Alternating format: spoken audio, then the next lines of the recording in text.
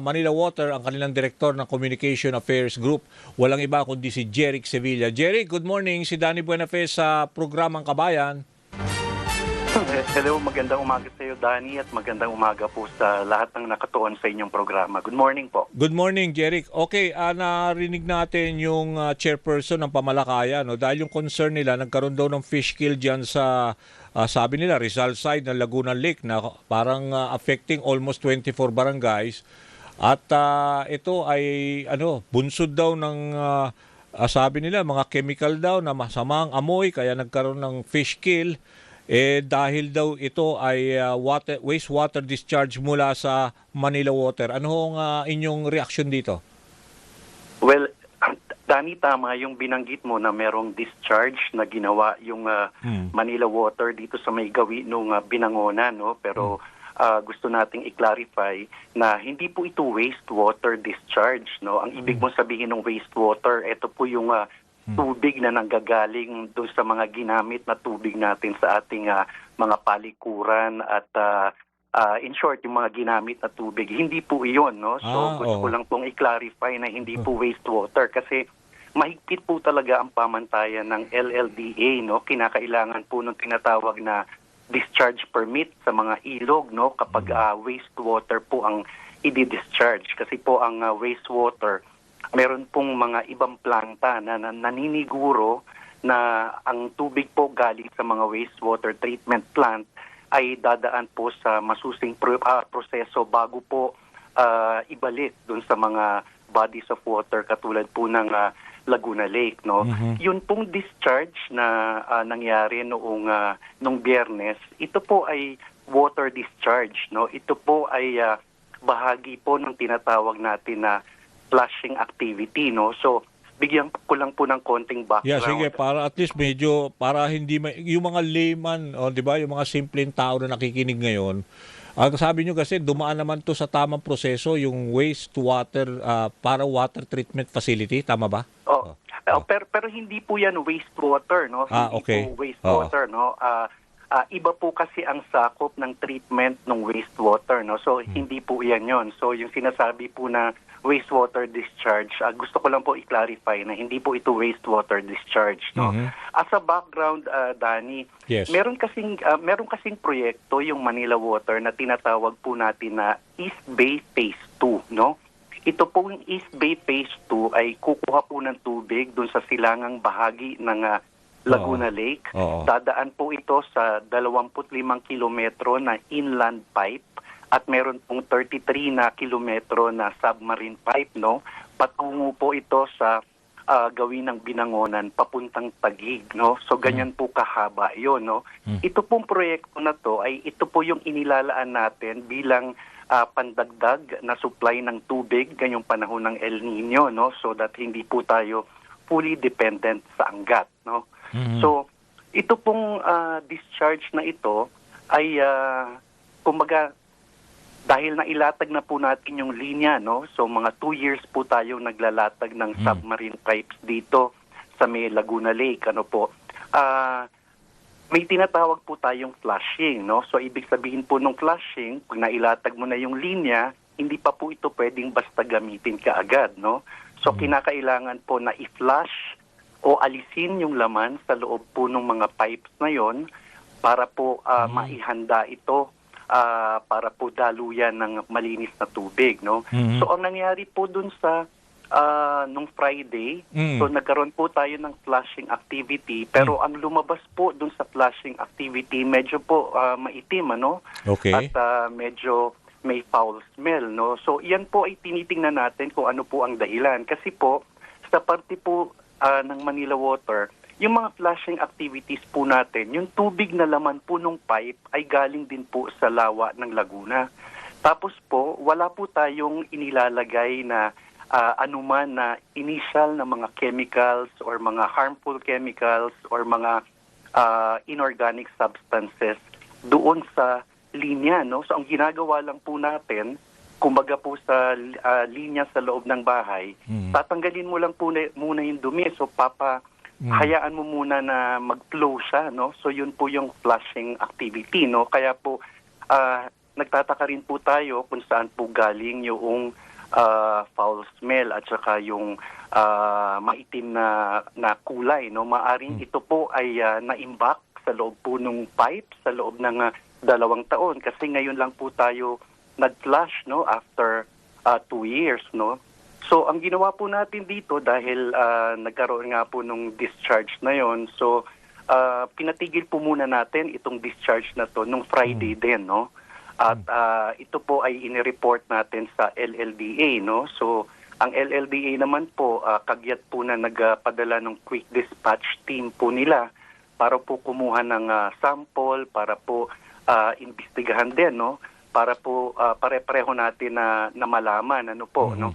So ngayon pong mamayang hapon po ay magkakaroon ng pagpupulong ang Manila Water, ang LLDA para po alamin kung ano po talaga ang nangyari, kung meron po bang ano po ang mga dapat na corrective actions na gawin, no? So hindi po tayo magkakaroon ng flushing activity hangga't wala pong kumbaga go signal ang LLDA para simulan po uli yung flushing activity na yon. So yun po yung yung rason, no. Hindi po natin alam sa ngayon kung itong ito pong water discharge, yung pong flushing activity natin ay may kinalaman sa fish kill. So yan po ay kailangang i-establish pa muna ng LLDA, no. Kaya po magkakaroon po ng pagpupulong mamaya. So for now, hindi pa natin masabi na let's say yung nangyaring flashing activity na isinagawa ho ng kasi after 2 years pa, bali pala at least sigurado parang the way you explained it, syempre na-imbak na yung mga burak dyan sa mga pipes, di ba? So ibig Opo. sabihin, kaya nagawa kayo ng flashing activity tapos na-imbak dyan, syempre nangamoy, no? Foul smell. So hindi nyo pa ho masasabing ito ang nag-cause ng fish kill kasi yun nga sinasabi nila na talagang mas tindi raw yung amoy. So gaano katagal ba yung nangyari activity? So sinuspend nyo ngayon yung flashing activity, ngayong paghapon magmi-meeting kayo with LLDA para alamin kung ito yung nag-cause. Tama ho ba yung pagkaka-explain niyo sa akin? Tama po, no. Nung Friday din po, no, matapos po yung nagsimula po kasi yung mga flashing activities mga alas 4 po ng hapon, ano po. Yan po yung kasagsagan noong yung unang buga noong flashing activity natin na yun nga po medyo maitim yung tubig at may amoy, no. Pero nung Friday din po, no, nung kumbaga a few hours later ano na po yan, no? Itinigil na po yung flushing activity, no? Kasi malaki po yung linya, no? 1.2 meters po ang diametro ng linya na yon. Tapos po nagtatraverse po siya ng 33 kilometro, no? Kaya po kahit na itinigil mo na yung flushing activity, meron pa rin pong mga residual na laman ng tubo na umaagos, ano po. Pero yan po, Friday pa rin po yon ay itinigil na po, no. So para lang po yung hindi po impartial yung investigasyon. Pagtingin po dito, talaga pong idinudulog natin to sa LLDA, no. So sila po ay nagkaroon ng sampling, no, noon din pong Friday. Hinihintay po yung resulta nitong sampling na ito, pati na rin po yung investigasyon nila, no. Pati po yung maghihintay rin po tayo kung ano po bang mga corrective actions kung ang dapat po natin gawin base po doon sa pamantayan po ng LLDA. Kasi po yung flushing activity, common po ito na ginagawa ng Manila Water kapag po meron pong ginawang linya, no?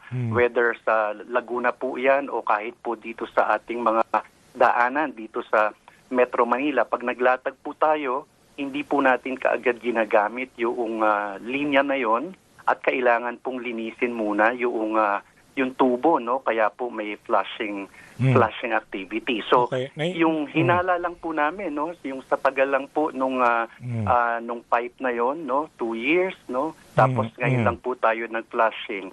Baka po talaga napasukan din po siya ng mga tubig o yung mga nasa bottom po nung bed nung Laguna Lake, kaya po na-imbak doon, kaya po nung inilabas yon talagang ganun po kaitim at medyo may foul smell. Pero Jerry, malalaman po yeah, natin, yeah. yes po. Yes, Danny, go ahead. Naintindihan naman namin yung purpose no? Kaya ginawa yung flashing activity kasi nga meron kayong kinoconnect na linya 'di ba para dagdagan Tama po. yung supply ng tubig, hindi tayo umaasa lang diyan sa Angat Dam.